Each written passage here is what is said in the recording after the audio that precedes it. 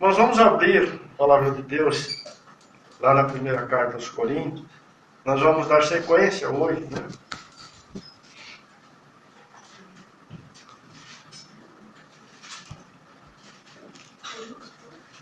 Primeiro aos Coríntios, capítulo 10.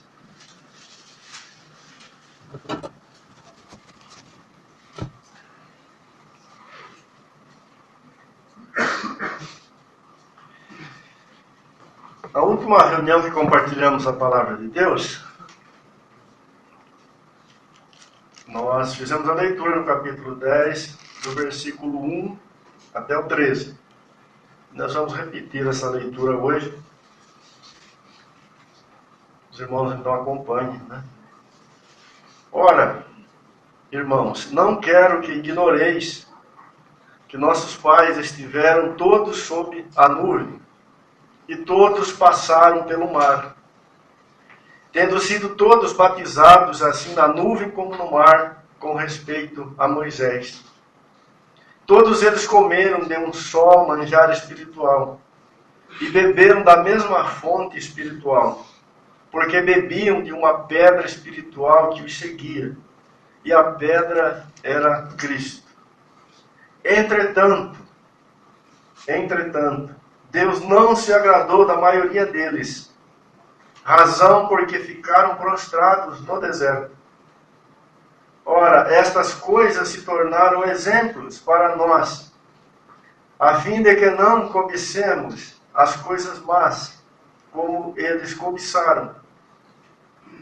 Não vos façais, pois, idólatras, como alguns deles, porquanto está escrito: o povo assentou-se para comer e beber, e levantou-se para divertir-se. E não pratiquemos imoralidade como alguns deles o fizeram, e caíram num só dia 23.000. Não ponhamos o Senhor à prova como alguns deles já fizeram, e pereceram pelas mordeduras das serpentes. Nem murmureis, como alguns deles murmuraram e foram destruídos pelo exterminador. Estas coisas lhes sobrevieram como exemplos e foram escritas para advertência nossa, de nós outros, sobre quem os fins dos séculos têm chegado. Aquele, pois, que pensa estar em pé, veja que não caia. Não vos sobreveio tentação que não fosse humana, mas Deus é fiel e não permitirá que sejais tentados além das vossas forças. Pelo contrário, juntamente com a tentação, vos proverá livramento, de sorte que a possais suportar. Até aí por enquanto. Nós repartimos na última reunião um pouco desta advertência, né, bastante séria que encontramos o apóstolo Paulo, a princípio entregando para os irmãos, né, ali de Corinto, e olhando de uma forma um pouco mais ampla, é uma advertência deixada para toda a igreja do Senhor Jesus. Depois dele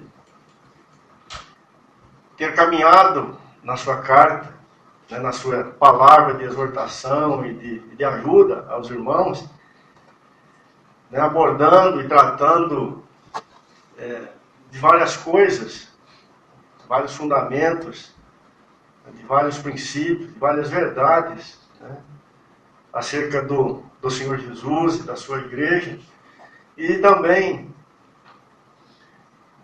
a aplicação delas, né, na vida e na experiência dos irmãos ali de Corinto. E nós já, pode ser a pretensão de esgotar, né, essas riquezas, mas já olhamos um pouco para cada uma delas, em cada um dos capítulos. Paulo, ele é como se abrisse, né, se ele abrisse um parênteses aqui nesse capítulo 10 e trouxesse, né, essa palavra de exortação. Com certeza não foi algo do coração de Paulo. Nós sabemos que Paulo nada mais era do que um vaso, né, de barro nas mãos do Senhor. Quem estava por trás, quem era na verdade o grande mestre, e sempre será, é o Espírito de Deus. Com certeza, essa exortação não está aqui porque Paulo quis, mas porque o próprio Espírito de Deus desejou, né, e quis que ela estivesse aqui. E por isso nós precisamos, né, olhar para ela com muito carinho, né, muito cuidado, porque ela tem um valor, né, e uma importância muito grande. Com certeza teve para os nossos irmãos ali, naquele momento, e deve ter para todos nós nesta hora. Nós falamos, na última ministração, né, que Paulo começa essa exortação lembrando os irmãos ali de Corinto, usando aquela expressão, né, que ele repete várias vezes, né? Não sabeis que, ou não quero que ignoreis, né? Ele cobra, né, isso dos irmãos. Os irmãos deveriam saber disso. Que os irmãos ali do passado, né, o povo de Israel, eles foram introduzidos em tudo aquilo que a velha aliança, a velha dispensação, né, da parte de Deus, trouxe para a vida deles. Então Paulo fala aqui, lembra, né, aqui acerca da nuvem, né, acerca do mar, que o povo de Israel foi batizado. Também lembra do manjar espiritual que o povo de Israel participou, né, referindo ao maná que caía dos céus. Paulo também lembra, né, que Israel bebeu de uma pedra espiritual. Em algumas vezes que o Senhor providenciou água para o povo de Israel, essa água jorrou de uma pedra, e essa pedra era ferida por Moisés, e dela saía água, e Paulo, pelo Espírito, fala que essa pedra era um tipo do Senhor Jesus, era uma figura do Senhor Jesus. Enfim, dentro daquela medida, né, de revelação do Senhor Jesus e daquilo que o Senhor estava dispensando naquele tempo e naquele momento para os seus filhos, Israel, né, participou, esteve colocado, né, de forma plena por Deus como participante disso. Mas quando chega no versículo 5, né, Paulo vai dizer que apesar disso, ou depois de tudo isso, Deus não se agradou da maioria deles. E por esta razão, esta grande maioria ficou prostrada no deserto, ou morreu no deserto. Então nós temos aqui uma advertência muito séria, né? E algo que não podemos deixar de considerar seriamente, porque aquele povo recebeu tudo, mas fracassou.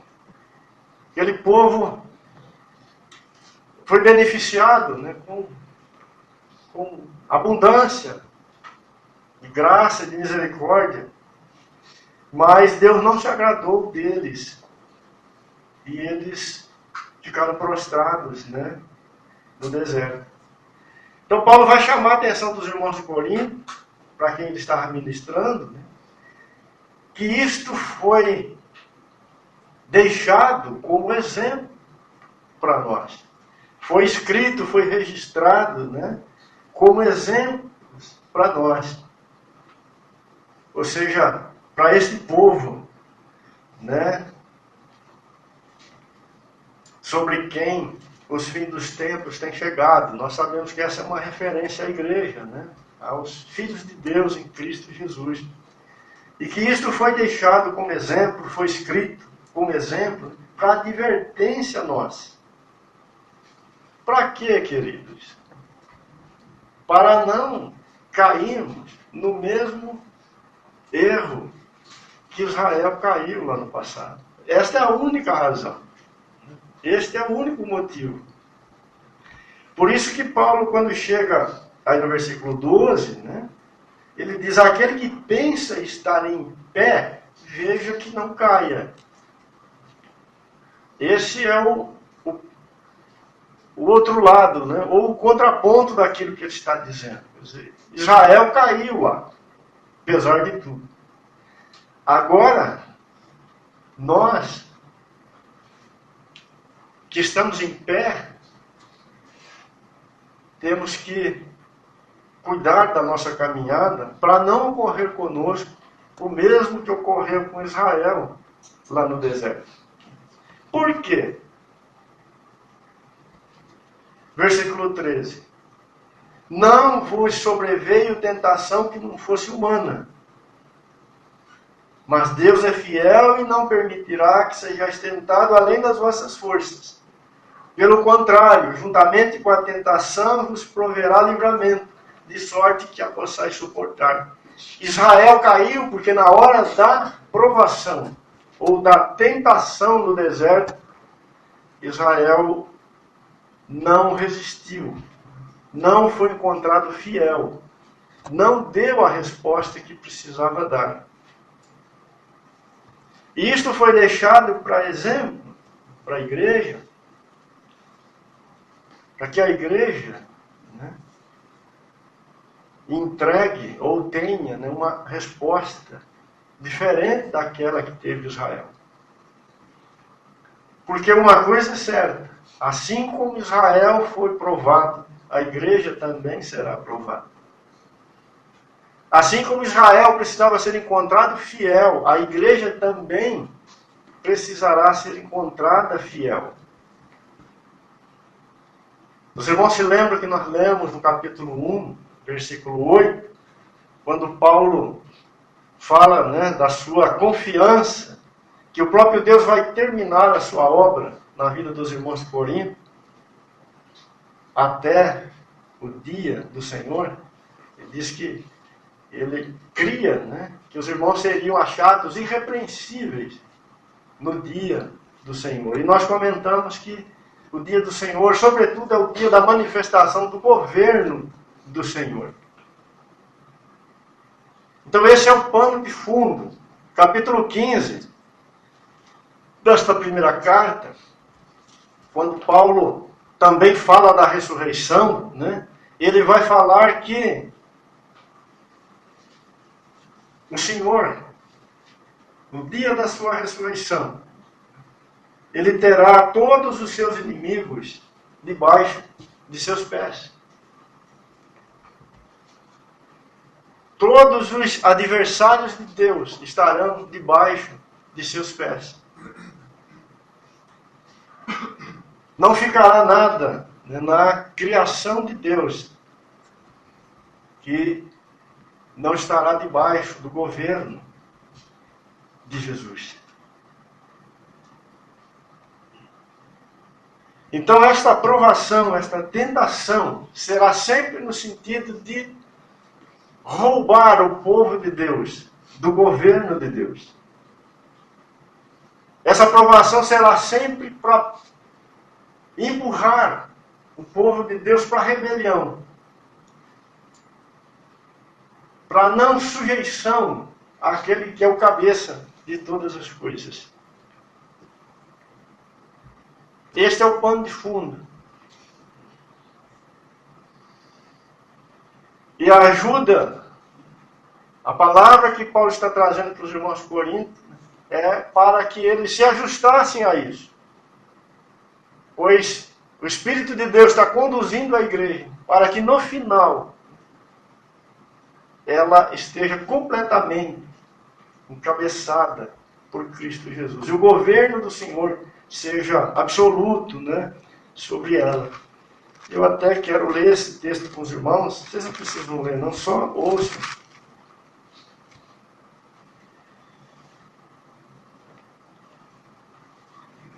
Cada um, porém, por sua própria ordem, se referindo à ressurreição, ou acerca deste acontecimento maravilhoso né, que vai ocorrer no dia em que o Senhor se manifestar.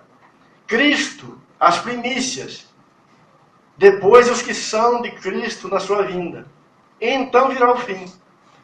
Quando ele entregar o reino ao Deus e Pai, quando houver destruído todo o principado, bem como toda a potestade e poder. Porque convém que ele reine até que haja posto todos os inimigos debaixo dos pés. O último inimigo a ser destruído é a morte. Porque todas as coisas sujeitou debaixo dos pés. E quando diz que todas as coisas estão sujeitas, certamente exclui aquele que tudo lhe sujeitou. Quando, porém, todas as coisas lhe estiverem sujeitas, então o próprio Filho também se sujeitará àquele que todas as coisas lhe sujeitou, para que Deus seja tudo e em todos. Aqui, a obra de Deus estará completa. Não haverá mais rebelião em toda a criação de Deus. Tudo estará debaixo do governo de Deus em Cristo Jesus, para a glória de Deus. Israel, no momento dele, na hora dele, enquanto caminhava com o Senhor, quando tentado, quando exigido, quando pressionado para ver se ele permanecia nisso, ele não permaneceu. Ele caiu. E Deus não se agradou dele. Esse desagrado de Deus, mas ele está diretamente relacionado com essa rebelião contra aquele que é o cabeça de todas as coisas. Não é um desagrado porque Deus acordou de mau humor e olhou para a cara de Israel e achou que Israel estava esquisito e falou, não quero você. Não. Esse desagrado é um desagrado que fala do coração de Israel, que não estava em harmonia, em linha com o propósito de Deus em Cristo Jesus. Israel caiu. Então Paulo está dizendo para os irmãos de Corinto, olha, isso está registrado para advertência nossa, para que isso não ocorra conosco. E aí ele fala, irmãos, de alguns eventos onde esta batalha, onde essa provação, onde essa tensão ocorreu, aonde Israel foi exigido e não foi capaz de corresponder. E é para lá que nós temos que olhar, porque isso se repete. Lá ocorreu daquele contexto das figuras, dentro daquela grande parábola que falamos na última ministração. Mas em relação à igreja, os eventos aqui, os acontecimentos aqui não podem ser mais reais e verdadeiros. Porque é sobre a igreja e Cristo que estes fatos realmente falam e apontam. Então vamos voltar para o capítulo 10. Nós vamos dar uma olhadinha para estas coisas, Então, quais coisas lhe sobrevieram? Foram deixadas como exemplo. No versículo 6, diz que Israel cobiçou coisas más. E que nós não devemos cobiçar essas coisas más. Paulo, ele está se referindo a um evento que está registrado, porque está escrito, Paulo falou isso, no livro de Números, capítulo 11, do versículo 1 ao 6. Lá está registrado o dia que Israel cobiçou as coisas más. Vamos dar uma olhadinha lá. Números 11:6. De 1 a 6.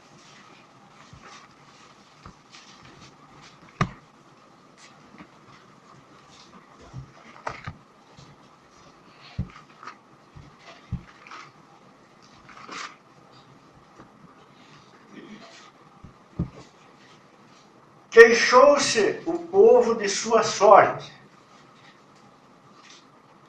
aos ouvidos do Senhor. Acendeu-se-lhe a ira, e fogo do Senhor ardeu entre eles e consumiu extremidades do arraial. Então o povo clamou a Moisés, e orando este ao Senhor, o fogo se apagou. Pelo que chamou aquele lugar Taberá, porque o fogo do Senhor se acendeu entre eles.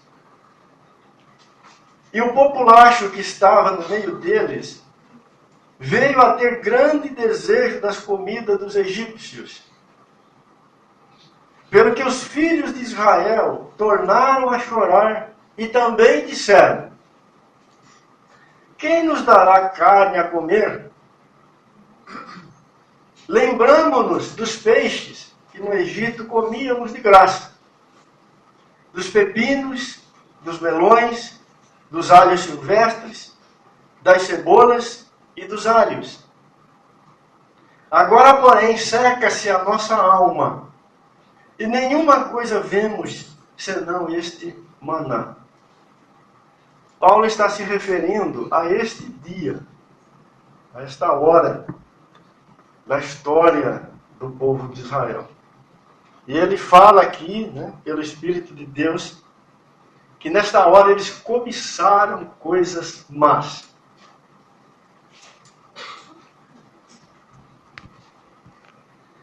Por que estas coisas eram más, irmãos? Pepino, cebola, alho, peixe. A tua geladeira deve ter algumas coisas dessa lá, não tem?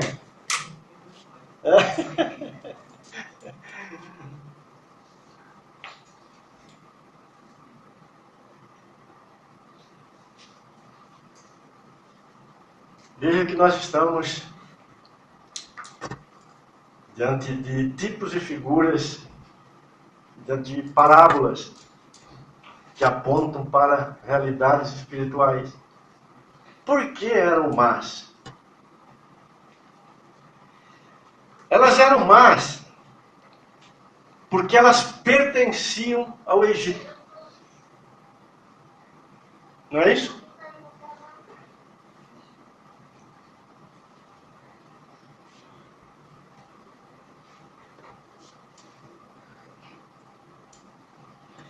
Porque eram o prazer da alma sendo satisfeito pelo Egito. O texto fala que o povo chorava, Diz que a alma deles estava seca. E eles queriam desesperadamente estas coisas. E observe que junto com os filhos de Israel tem um outro grupo aí que a Bíblia chama de populacho. Era uma turma que foi com Israel, que saiu do Egito junto com Israel. Mas eram mais egípcios do que israelitas. Era um povo misturado, que estava ali. E esse povo misturado foi que gritou primeiro. Israel também gritou e desejou ardentemente as mesmas coisas. O que nós temos aqui, irmãos? Por que estas coisas eram más? O Egito, na palavra de Deus, ele é um tipo do mundo. Ele é um tipo desta velha criação que fracassou. O Egito é um tipo de um contexto encabeçado por Satanás.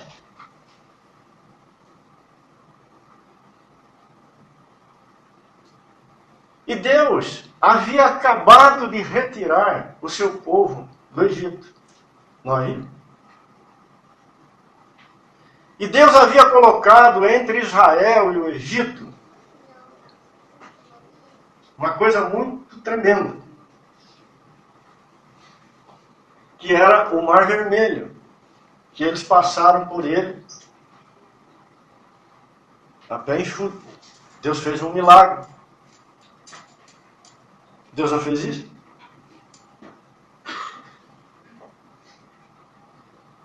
Deus havia colocado entre Israel e o Egito uma figura, uma sombra da morte e ressurreição de Cristo Jesus.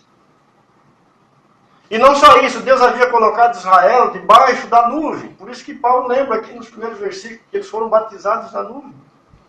Deus havia colocado Israel debaixo da nuvem, ou seja, debaixo do Espírito de Deus.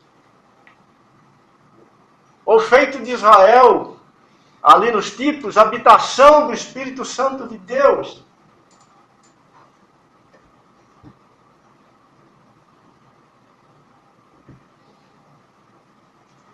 Se vocês olharem para os eventos que antecederam a saída de Israel do Egito, as várias tentativas que Moisés fez de tirar o povo de lá, Faraó tentou de todos os jeitos impedir que isso ocorresse. Chegou uma hora que ele até começou a permitir algum avanço, né, no pedido, aceitar algumas coisas, mas Faraó de maneira nenhuma queria que Israel saísse dos limites do Egito. Mas a palavra de Deus para Moisés era que o povo saísse do Egito e andasse 3 dias no deserto para depois cultuá-lo. Esses 3 dias falam da ressurreição do Senhor. Deus iria colocar entre Israel e o Egito 3 dias, ou seja, a morte e ressurreição do seu filho, ali em figura. Deus estava apontando que para este povo dos fins dos tempos haveria um evento entre ele e o passado que faria com que ele se tornasse algo completamente novo, completamente diferente. O que Paulo vai chamar lá em Gálatas, de nova criação, de nova criatura.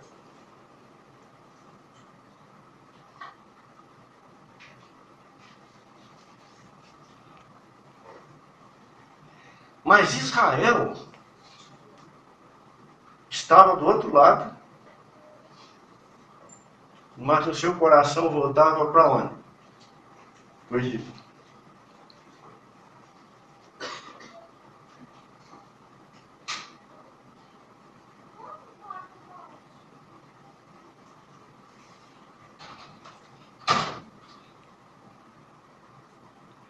Irmãos, como nós precisamos que o Espírito de Deus abra para nós, faça desta verdade a nossa experiência e que nós somos uma nova criação. Que entre o que somos hoje e o que fomos antes está a morte do Filho de Deus e a sua ressurreição e a nossa participação nele. Israel não seria capaz de agradar a Deus se Israel não se movesse, não prosseguisse, considerando o Egito uma página virada para sempre.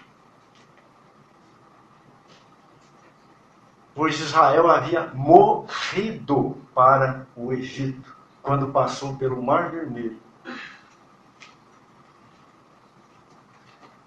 Queridos, quando nós nos batizamos, nós testificamos isto. Nós confessamos isto. Nós assumimos isto. Entre nós E o velho homem está à morte e à ressurreição do Filho de Deus. E a nossa participação nela.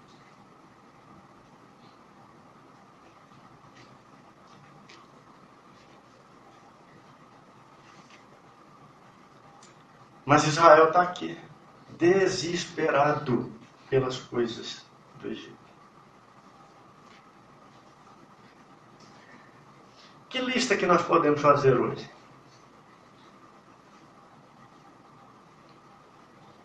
Será que hoje a questão é pepino, é alho?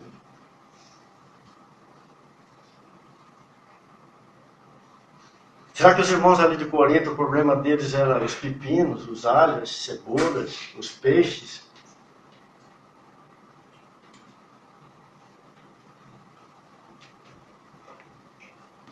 Com certeza, esse aspecto objetivo, o exterior das coisas, eram outros, né? Mas a realidade espiritual era a mesma.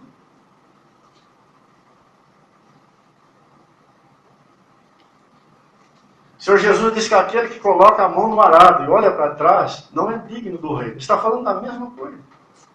É a mesma verdade. Só colocar de uma outra forma.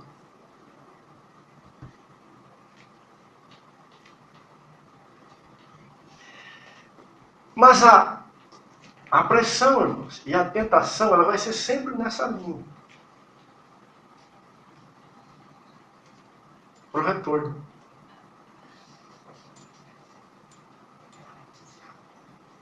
Volte para o Egito.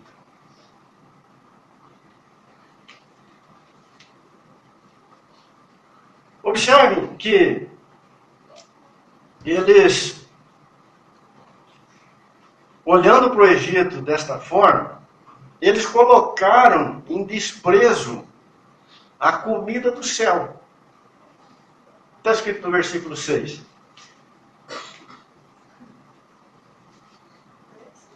Onze 6. Agora seca-se a nossa alma e nenhuma coisa vemos senão este maná.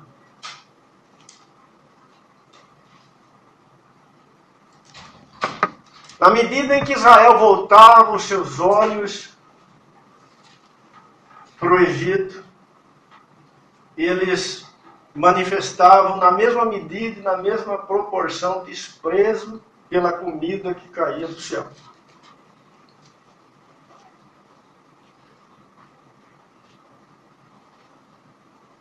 Não podemos viver nesses dois mundos, irmão.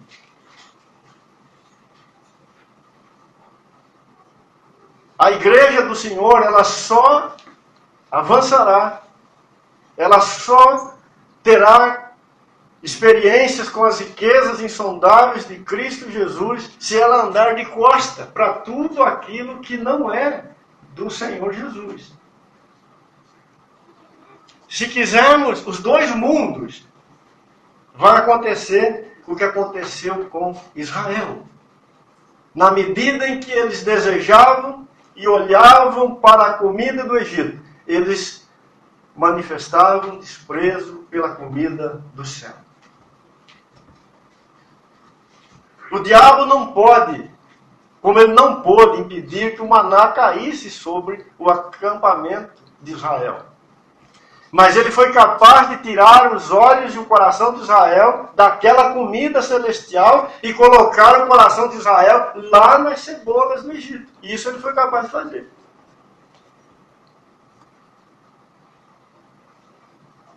E Israel caiu no deserto. Fracassou.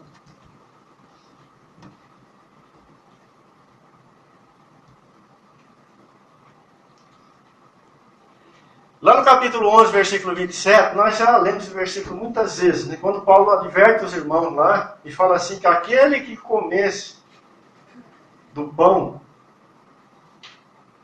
e também bebesse do cálice indignamente, seria réu do corpo e do sangue de Jesus. Não é o que está escrito lá? Essa palavra indignamente, ela fala de desprezo, de um desprezo profundo. é muito parecido com o que está aqui em Números 6. É quando aquilo que é riquíssimo da parte do Senhor já não é mais visto como tendo esse valor por nosso coração. Porque estamos considerando outras coisas que deveríamos desprezar como valiosas.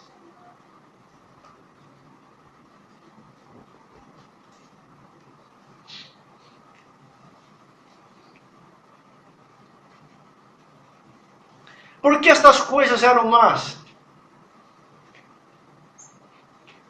O versículo 7 e 8 de Números 11, nós não lemos, vamos ler agora, diz assim: era o maná como semente de coentro, e a sua aparência semelhante à de bidélio. Espalhava-se o povo e o colhia, e em moinhos o moía, ou num grau, ou pisava, e em panelas o cozia, e dele fazia bolos, e o seu sabor era como de bolos amassado com azeite. Interessante, né? O maná era alguma coisa parecida com esta semente aqui, né? Eu não conheço. Quem conhece bidélio? Resina. Hã? A tradução chama uma resina. Resina? Uma resina. Isso aí ficou pior ainda. Cristal. Um cristal. Mas o interessante é que ele tinha que ser moído. E ele tinha um sabor de azeite quando amassado e preparado. Nós temos aqui, irmãos, uma figura do próprio Senhor Jesus e do Espírito Santo de Deus. Nós sabemos na Bíblia, né, que o Espírito de Deus sempre foi tipificado por azeite. Nós temos no maná, o pão que cai do céu, uma figura do Senhor Jesus oferecida pelo Espírito Santo de Deus, como está lá em Hebreus 9,14.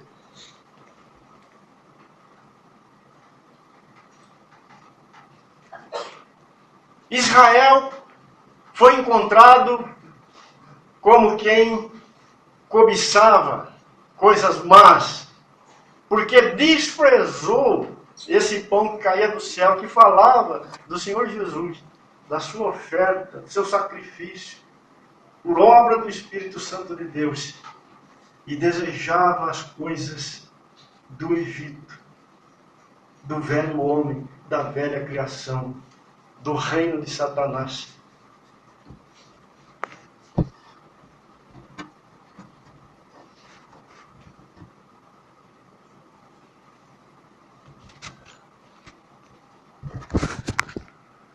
Estas coisas, irmãos, elas são muito sutis.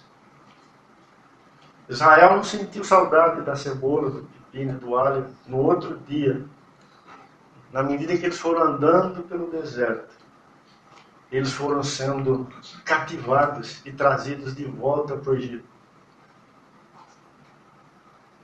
E simultaneamente eles foram manifestando desprezo por tudo aquilo que de tão precioso o Senhor concedia diariamente. E o resultado foi a queda deles, o fracasso deles. A derrota deles, né? Como filhos, né, do Senhor. Nós notamos aí no versículo 6 e 8, que já lemos, né, uma outra coisa terrível. Né? Israel já não tinha mais prazer no Senhor, enquanto caminhava ali no deserto. Agora, porém, seca-se a nossa alma. Quem aqui seria capaz de definir uma pessoa com alma seca? Como que esse cara é?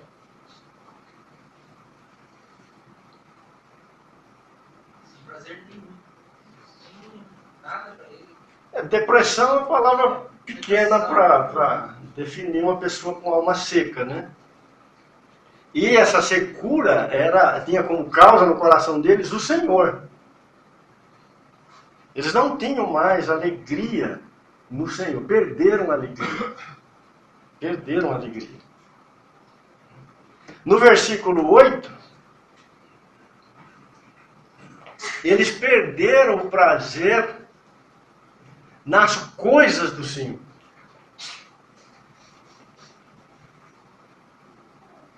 O profeta, muitos anos depois, né? Deus vai usar eles para dizer: esse povo louva-me com os lábios, mas o seu coração está longe de mim. Estava lá no Egito. Lá no Egito. Podemos dizer que Israel se sentia enganado pelo Senhor. Porque no versículo 4, na parte B, eles vão dizer assim: pelo que os filhos de Israel tornaram a chorar e também disseram: quem nos dará carne a comer? O Senhor nos tirou lá do Egito e nos trouxe aqui para o deserto, e agora quem que vai dar carne para nós comer aqui? Lá a gente tinha, aqui nós não temos. O Senhor nos enganou.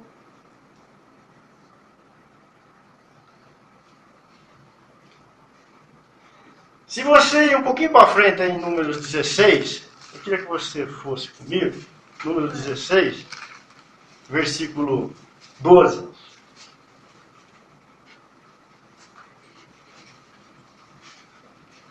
Versículo 16 trata daquela rebelião de Coré. Mas esses dois versículos, olha o que os filhos de Israel falam. 16, 12. Mandou Moisés chamar a Datã e Abirão, filhos de Eliabe, porém eles disseram: não subiremos.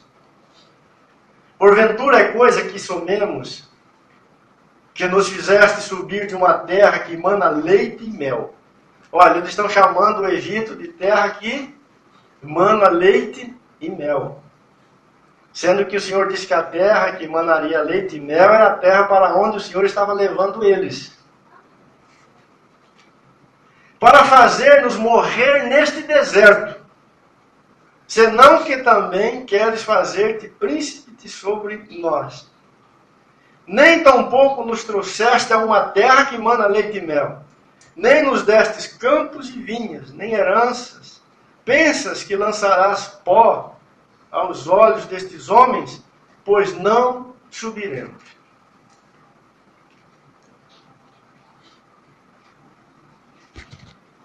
Irmãos, eu já tive a tristeza de ouvir da boca de pessoas que andaram muitos anos no Evangelho, dizer que todos aqueles anos que ela andou com o Senhor no Evangelho foram anos perdidos da sua vida.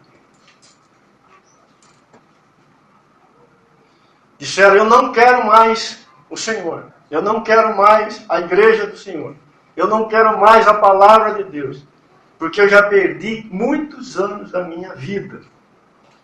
Agora eu vou recuperar o tempo perdido. Israel andou um tempo com o Senhor.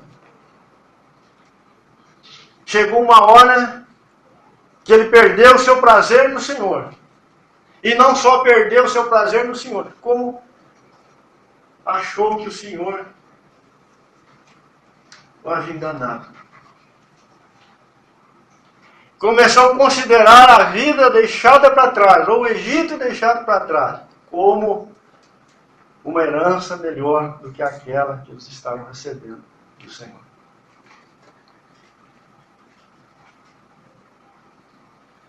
O diabo, querido, sempre vai pressionar os filhos de Deus nessa direção. Ele vai dizer o tempo todo para aqueles que estão em Cristo: olha, você foi colocado numa roubada. Você está jogando a sua vida fora.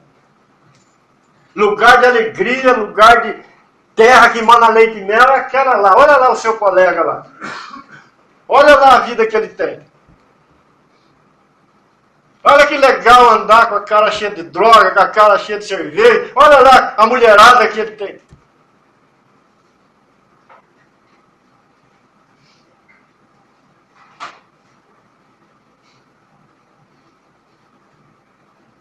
Israel estava assim.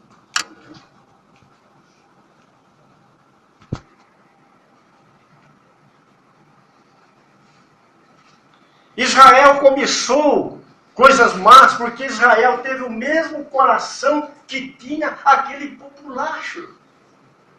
Aquela porção de gente que estava ali que não era filhos de Abraão.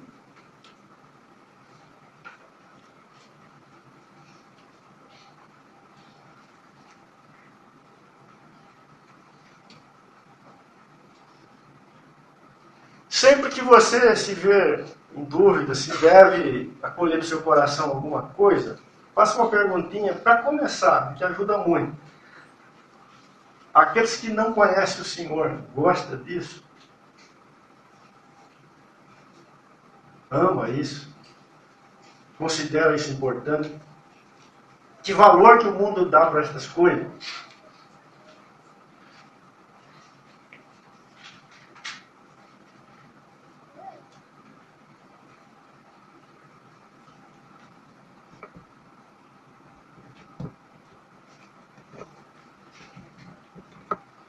Se somos igreja do Senhor, irmãos, não dá mais. Não somos mais daquele mundo.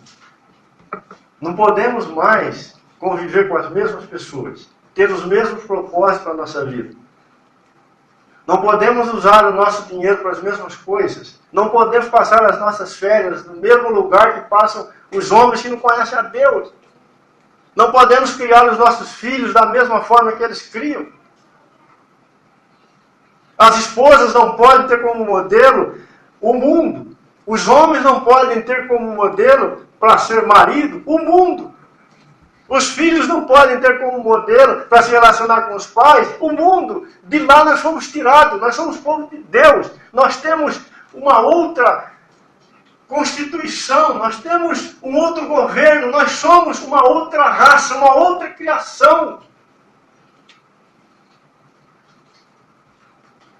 Esse povo aqui não é mais corintiano, não é mais palmeirense.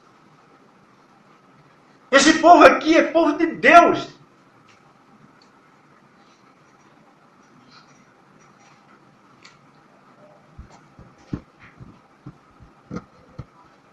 Esses dias eu encontrei na rua aí um abençoado irmão com uma camisa do Corinthians escrito no peito, o Todo-Poderoso. Deu vontade de rasgar a camisa daquele irmão e deixar ele pelado no meio da rua. É uma afronta, irmãos. É uma coisa absurda.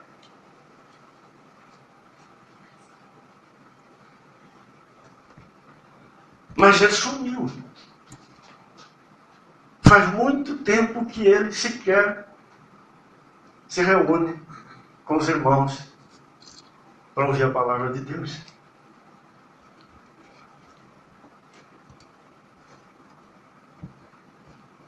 Com a roupa que nós vamos usar, querido? Ah, está na moda. Moda tem no Egito. Ah, como vamos cortar nosso cabelo? Lá no Egito tem uma modinha para cortar o cabelo. No reino de Deus não tem.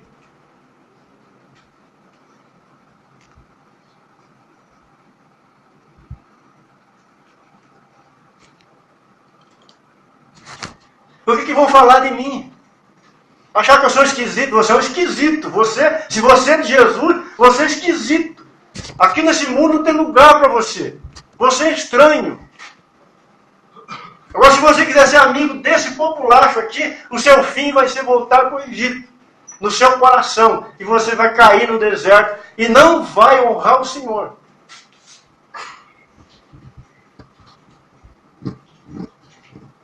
Isso aqui foi escrito para o nosso ensino, para a advertência nossa.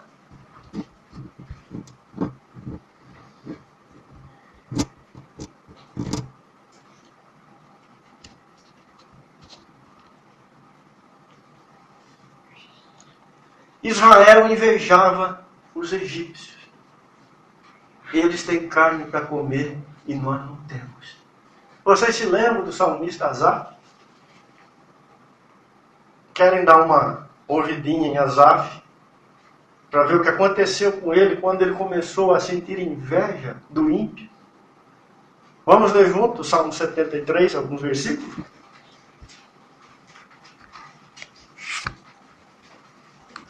Setenta e três.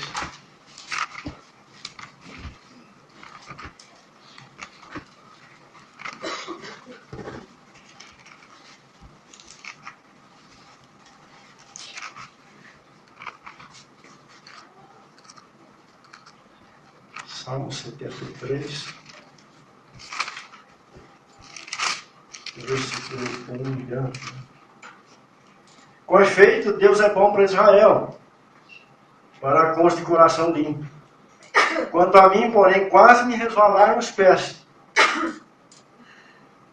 Pouco faltou para que se desviassem os meus passos. Sabe por quê? Pois eu invejava os arrogantes,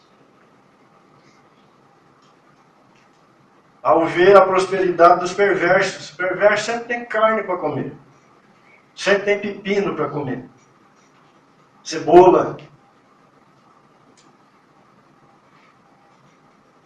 Para eles não há preocupações. O seu corpo é sadio e nédio.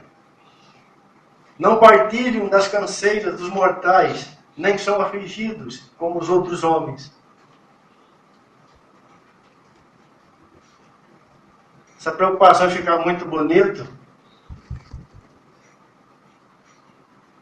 precisamos ver direitinho, irmão, de onde que ela vem. Existe uma preocupação boa quando uma necessidade de saúde, alguma coisa do tipo, exige um cuidado especial, né, em relação aos nossos corpos. Mas não podemos confundir isso com o que temos aí no mundo. Um culto ao corpo, um narcisismo, onde a carne se manifesta em toda a sua sensualidade. Nós fomos tirados de lá. E Asaf continua. Daí a soberba que os cinge como um colar.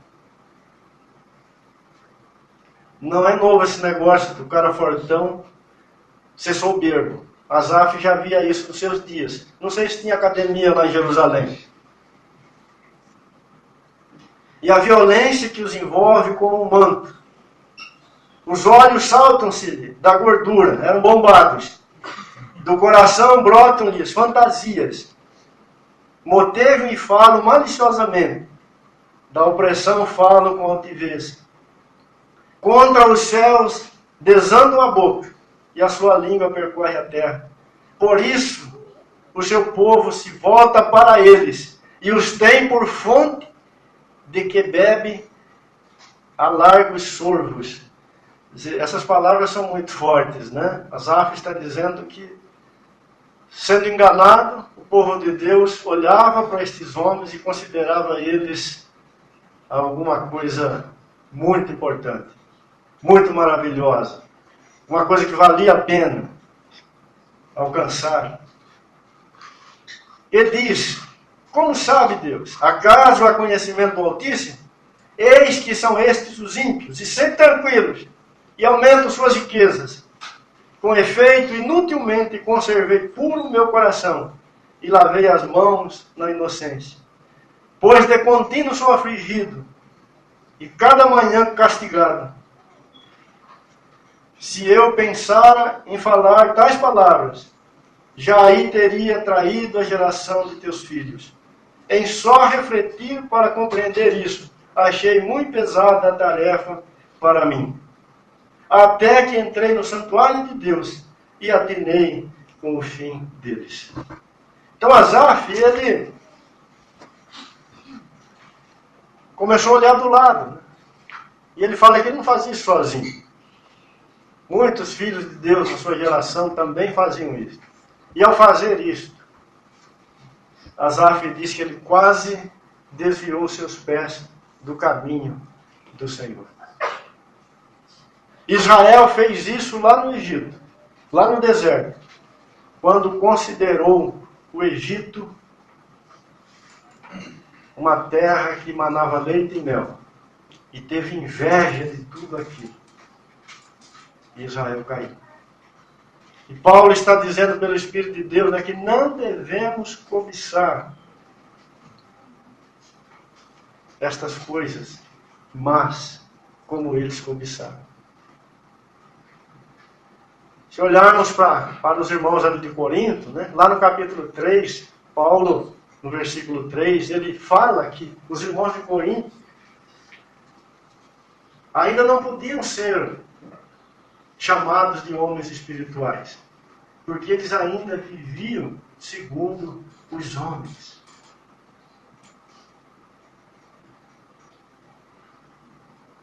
Irmãos, um povo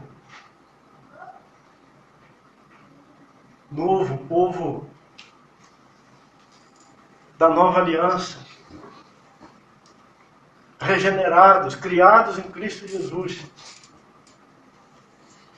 uma nova criação, habitados pelo Espírito Santo de Deus, igreja do Senhor Jesus, corpo de Cristo, santuário de Deus,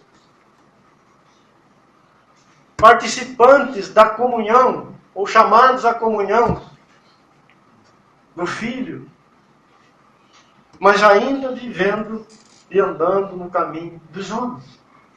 Este era o risco para a igreja de Corinto. Porque este foi o motivo da queda de Israel. Povo de Deus, mas que cobiçou coisas más no deserto e não pôde chegar na terra que manava leite e mel. Aquele que está em pé, veja que não caia. Porque todos serão exigidos e provados nas mesmas coisas.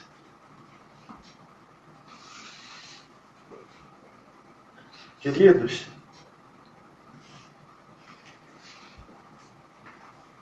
nestes últimos dias, o Senhor tem chamado os seus filhos para uma vida mais profunda nele. Para uma vida onde a vontade do Senhor, a mente do Senhor, os caminhos do Senhor sejam de fato reconhecidos e vividos por seus filhos. Nós, irmãos, não podemos achar que caindo, e sendo envolvidos nestes mesmos erros que Israel se envolveu, que nós seremos bem-sucedidos. Não seremos. Se nós acharmos que isso não tem nada a ver com a nossa vida, nós já começamos, já damos o primeiro passo no nosso fracasso. Porque isso tem tudo a ver conosco.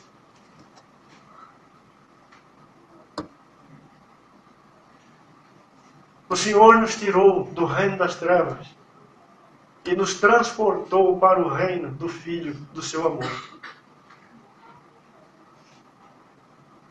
O apóstolo Tiago diz que o Espírito de Deus tem ciúme do povo de Deus. E se tem uma coisa que o Senhor exige do seu povo, é que o seu povo ande separado para Ele.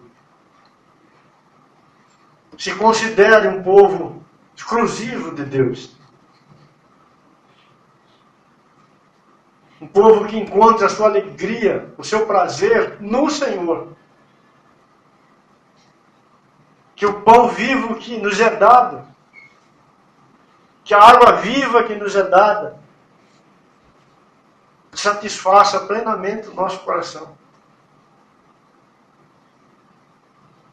Um dia os apóstolos chegaram com um belo almoço que compraram ali nos arredores de Samaria e ofereceram para o Filho de Deus, para o segundo homem, para o cabeça da nova criação, E ele estava com fome. Mas ele disse que a comida que ele mais desejava era fazer a vontade daquele que o enviou. Com certeza os discípulos não entenderam. Mas o Senhor estava dizendo que a prioridade absoluta da sua vida não era comer e beber. Não eram as coisas pequenas desta terra, mas era sempre fazer a vontade do Pai.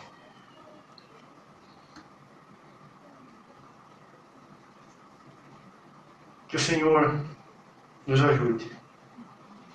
Quando o Senhor preparar o próximo dia, próxima reunião, nós vamos falar da idolatria. Porque Israel também se envolveu com idolatria. E os irmãos ali de Corinto estavam muito próximos da idolatria. Alguns estavam até indo comer nas festas idólatras. Nós vamos ver como que a idolatria se coloca no meio do povo de Deus. Como que o diabo introduz a sua proposta idólatra para roubar o coração dos filhos de Deus. Pois erramos muito quando achamos que idolatria é aquela que está lá na Aparecida do Norte. Também é. Mas a idolatria é algo muito mais sutil. E que todos nós, o tempo todo, vamos ter que dizer não para ela também. Senhor, nós te agradecemos nesta noite, por este tempo, por tua palavra. Que o Senhor continue trazendo a tua palavra, a nossa lembrança, os nossos pensamentos, o nosso coração. E que tudo aquilo, Senhor, que eu não pude falar, que eu não consegui falar, que eu não consegui explicar, e tudo aquilo que eu não devia ter falado, que eu não devia ter explicado, que o Senhor, na sua misericórdia, arrume, organize, trate, mas que a tua palavra, Senhor, viva e santa, alcance o nosso coração. E que a tua palavra, Senhor, faça esta obra maravilhosa em nossas vidas.